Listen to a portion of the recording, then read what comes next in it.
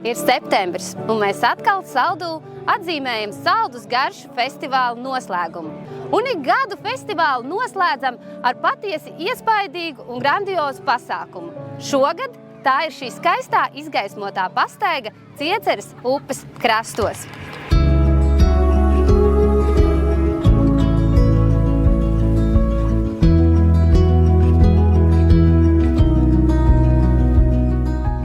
Vakara gaitā varam baudīt lieliskus muzikālos priekšnesumus, iespaidīgas gaismas objektus un gaismu spēles, fantastisku atmosfēru un, protams, šos skaistos laikapstākļus.